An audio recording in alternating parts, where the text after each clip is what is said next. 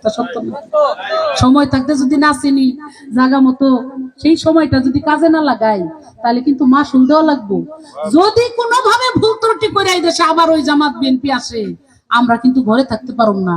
কত হিন্দু মা বোনদের বাচ্চাদের টাইনে, ছোট ছোট মেয়েদের টাইনে নিয়ে ওরা নির্যাতন করছে, আমরা দেখি নাই? এগুলা দেখছি।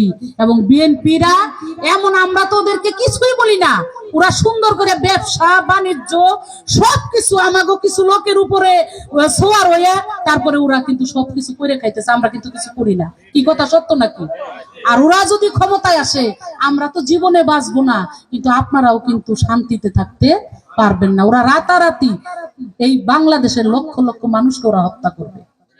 সেই জন্য আমি বলবো, ওরে সময় থাকতে চিনতে হবে কে আপন কে পর, তা না হইলে মাসুল দিতে হবে জনম ভর। আমি শিল্পী মানুষ, অতটুকু আস্থা বিশ্বাস রাখেন, আমি আপনাদের হক নষ্ট করব না।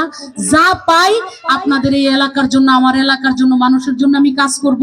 আমি মানুষকে জোরে একটা ধমক দেওয়া, একটা বকা দেওয়া তো দূরের কথা, আমি কিছুই কারোর সাথে দুর্ব্যবহার কখনো করার চেষ্টাও করি না। কারণ শিল্পী মানুষ, এমনিতেই আমার মনটা খুব নরম, কারো চোখে পানি দেখলে এমনিতেই আমার চোখে পানি আসে। অতএব আপনারা আমার সাথে থাকবেন, আপনাদের সেবা করার একটু সুযোগ দিন। যতদিন আছি আপনাদের কাজ করতে চাই, আবার যখন এই পদ পদবি এমপি থাকুম না তখনও কিন্তু আপনাদের কাজ করুন, কারণ আমি তো আপনাদেরই মেয়ে, আমি তো এই এলাকারই সন্তান। আমি আমার সারা জীবন